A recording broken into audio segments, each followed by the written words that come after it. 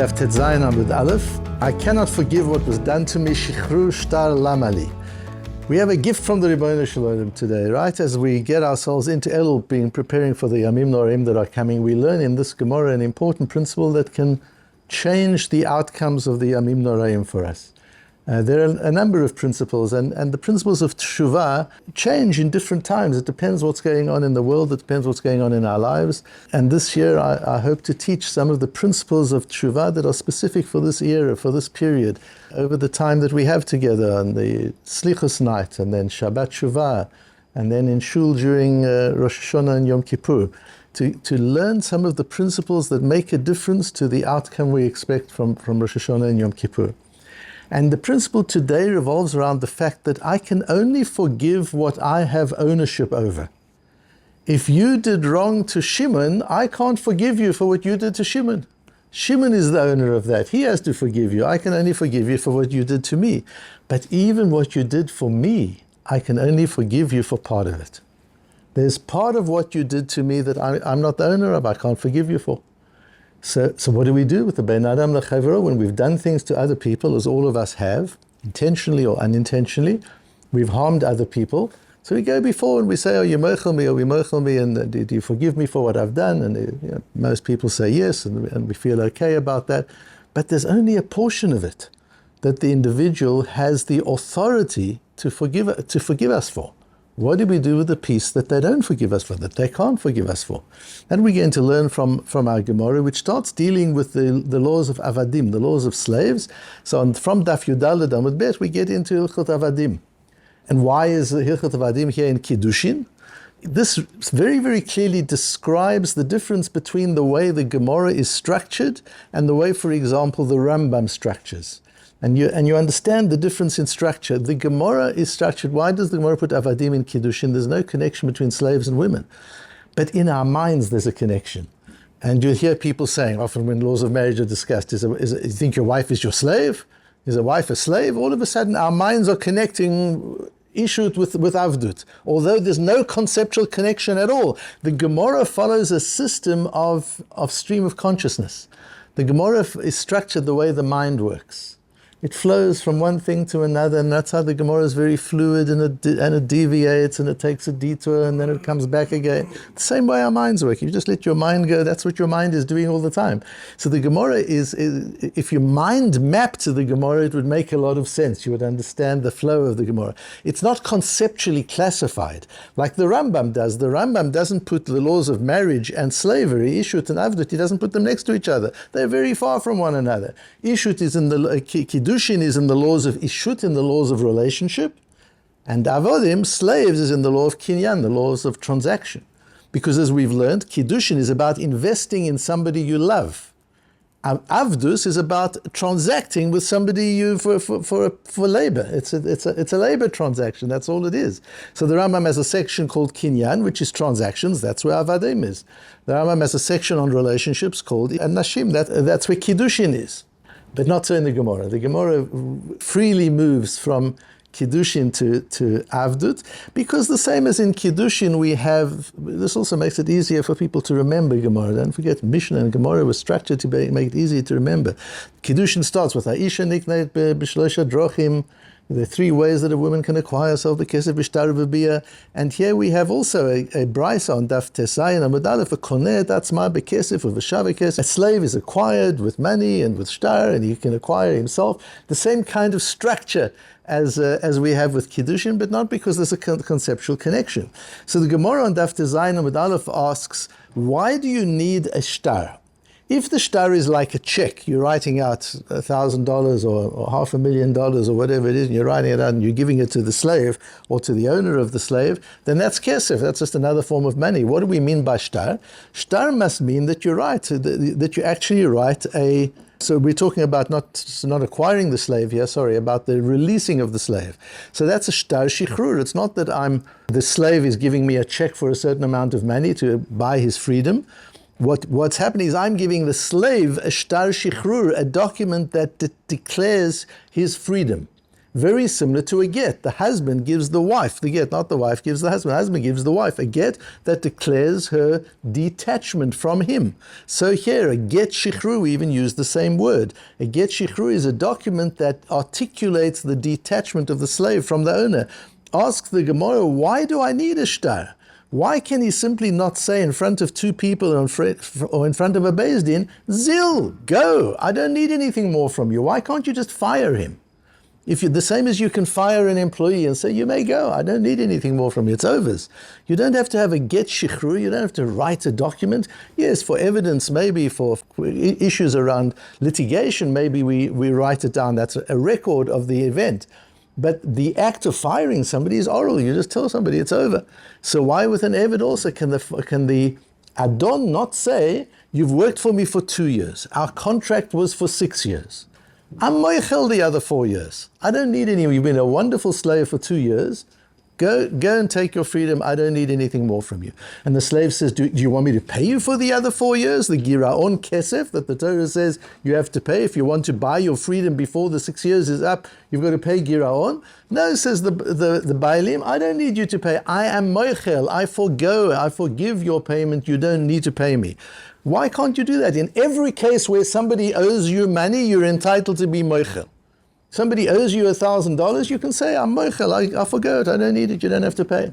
Somebody owes you rent, somebody owes you a debt, so whatever it is, somebody owes you for damages. If a person owes you money, you are free to be moichel. Ask the Gemara, why can the Bailim not be moichel the giraon? Why can he not forgo what is left for the slave to work or pay? And just say, I don't need your work, I don't need your pay, over. Why does he have to write a get shichur? Says the Gemara from there, says Rava, Zot omeret, what do you see from here? Eved ivri gufo kanui. In a Jewish slave, even a Jewish slave only works for 6 years. Gufo kanui. There is a kinyan haguf, the owner owns the body of the slave in some form. And therefore, harav shemachal al girono en girono machul. Therefore, if the owner forgoes the payment of the balance of the contract, it's not machul, it doesn't take effect. Says Rashi, and if he changes his mind later on, says, you know what, last week I said you can go free, I've changed my mind, you come back to work. He can do that, says Rashi, because it doesn't work. You can't be moichel, you cannot forgo a giraon kesef. That's not going to work at all. Why not? There's a beautiful Ramban. The Ramban explains because very similar to the Rebbe Chonon that we did on Daf Yud Gimel, with relationship to a woman, the Ramban actually innovates the very idea that Rabbi Chonon develops on Daf Yud Gimel. And that is that in a slave there are two kinyanim. There is a kinyan kesef, I'm buying labor. But there's also a kinyan aguf, meaning the initiation of our relationship of slavery. Here we're talking first about an Eved Kanani, a Canaanite slave. The initiation of this relationship not only obligates you to work for me, but it also has certain halachot. You become obligated in certain mitzvot and not in other mitzvot. There are various things that begin to apply to you. And therefore there's a change in status when this avdut starts. So the two things are happening. There's a contract for labor that I'm purchasing, and there's a change in status that I'm initiating. Likewise extends the Ramban, and this is a massive chiddush, but this is how he explains the concept. Likewise, even an Eved Ivri, even a Jewish slave where I'm buying the labor for a specific period, I'm buying a contract. It's like a basketball player. The team buys his work for a certain number of teams. Basketball players are avodim. Based on Hilchot Avodim, they're avodim. They forward sell their labor for a period of time. During that time, they're owned by the team. And the team can trade them, buy and sell them. It's old-fashioned slavery. In America, they thought that they gave slavery up 200 years ago. But it's still alive and well in the field of sports. The one thing that happens is the slavery, is the work. An Eved Ivri sells his labor for a certain number of years. But in addition to that, there's a change in status. The owner can give him a shifcha knaanit, a non-Jewish servant girl, to breed the slaves. He's allowed to do that. A normal Jewish person isn't allowed to do that, so his status changes. There are certain laws that change, and in that way, says the Ramban, just as with an Eved Knani, there are two kinyanim. There is the initiation of a financial obligation, labor, and there's also a change in status, which is the kinyan aguf. And says the Ramban, you can't be mochel, I can't forego the change in status that I initiated. Just as with a woman, the Ramban compares to a wife. If I marry a wife, I'm a kadesh wife, I can't fire her and just say you're free to go, because there's been a change in status. She's become an eshet ish with a whole lot of new halachot. So the Torah has to tell me how to change that relationship through the mechanism of a get. So in the case of an Eved, I can't just change the Eved status back to a free person. I can forego the labor, but I can't even forego the labor because the labor is a function of his status. I didn't buy the labor. I made him an Eved. And now that he's an Eved, there are a whole lot of laws that apply. One of the laws that apply to an Eved is he has to work for the boss.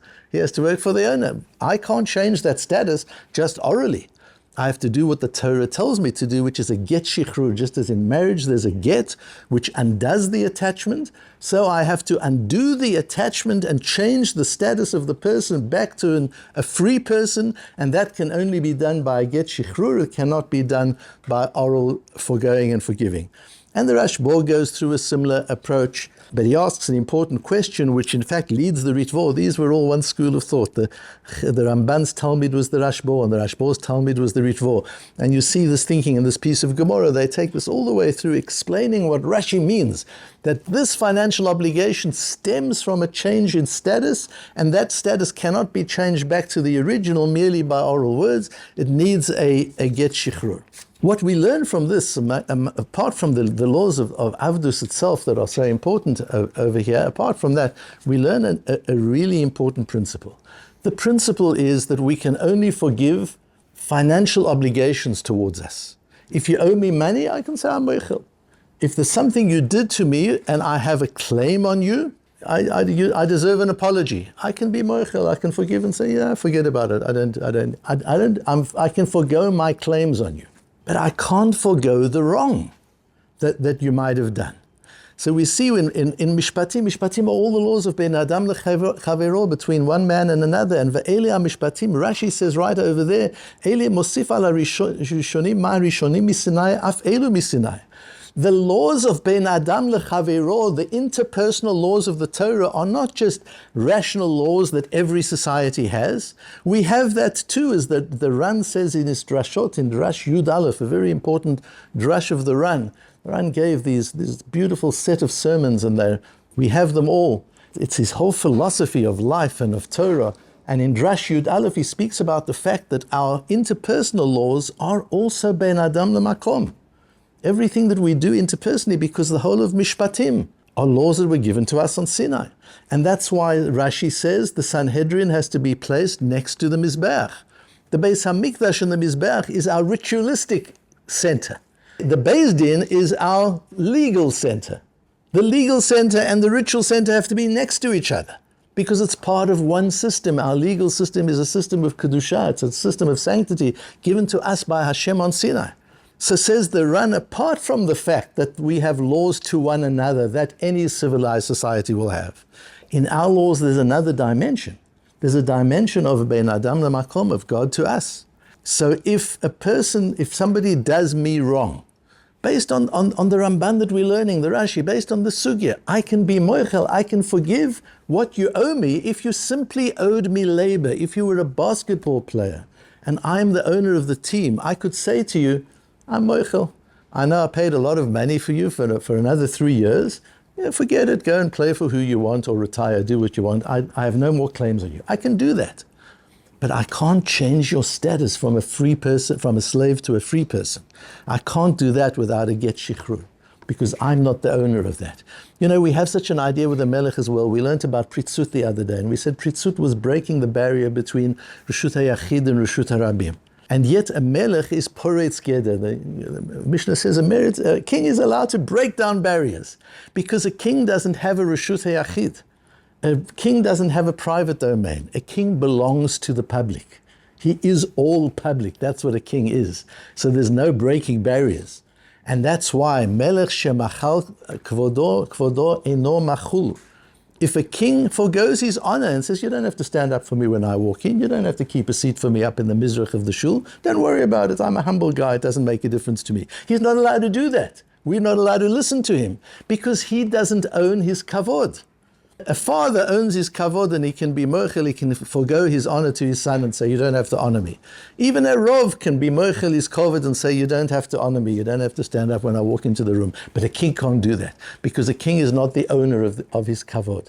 And so, if God forbid you did something to harm me, I can say, look, I have no more claims on you. I've got no tainas on you, forget it. But the fact that you harmed Etzelem Elokim, the fact that you undermined somebody who was created the image of Hashem, I can't forgive you for that. It's not mine to forgive. There's nothing I can do about that. The Hilchot Mechila don't apply to the Bein Adam Lamakom section of the Bein Adam Lechaveiro things we do to each other. The interpersonal things we do to each other have two components. There is an interpersonal component, but you've also damaged God. If we damage one another, we're damaging God. If we humiliate one another, we're humiliating God. If we undermine one another, we're undermining God. That we can't forgive you for. We can't forgive one another for that. That we have to turn to Hashem. And that's why the Rambam says, if you look at Perek Beis in Hilchos Tshuva, the Rambam goes through the various different levels of Tshuva, and he says, a whole section of the Rambam, he says, that only applies between Ben Adam Lechavero, that you've got to cry about it and pray for it and daven and talk to people about it. Ben Adam Lamakom, things that you did that are just ritualistic averot, not interpersonal averot, that's tshuva you do in private. But you see from the Rambam that the other tshuva, all the other things of tshuva that we have to do are for Ben Adam Lamakom. It's not good enough just to go to somebody and say, hey, I spoke Lashon Hara about you once, I'm really sorry, do you forgive me? Rosh Hashanah, if you keep that business, says yes, and now you think you're forgiven. You're only forgiven for the piece that person is owner of, but you're not forgiven of having talked badly about a fellow human being. You're not forgiven about having humiliated the image of Hashem, the Tzelem Hashem. You're not forgiven for having contravened the laws that were given on Sinai. You're forgiven for the interpersonal laws that every society has, but you're not forgiven for the laws that were given on Sinai. For that you need Hashem's forgiveness. So we have to be very careful that when we, and that's why you see in the Ashamdu Bagadnu, how much of the Ashamdu Bagadnu is interpersonal? Why aren't we just asking people for forgiveness? No, there's a whole section of that people are not able to forgive us for because they do not own that. You can only be mochel that which you own. You can only forgive that which you own. So I cannot forgive what was done to me. If somebody did something to me, I can't forgive that. I can forgive what tainas I have on you. I don't have any claims on you. Don't worry, I don't have claims on you. But to say, and therefore what you did is forgiven, I'm not the balabos. I can't say that. Go and talk to the Rebbeinu Shem for that. I can't say that because we can only forgive that over which we have ownership. We can forgive what others owe us, but we can't forgive what others have done to us. Only Hashem can do that.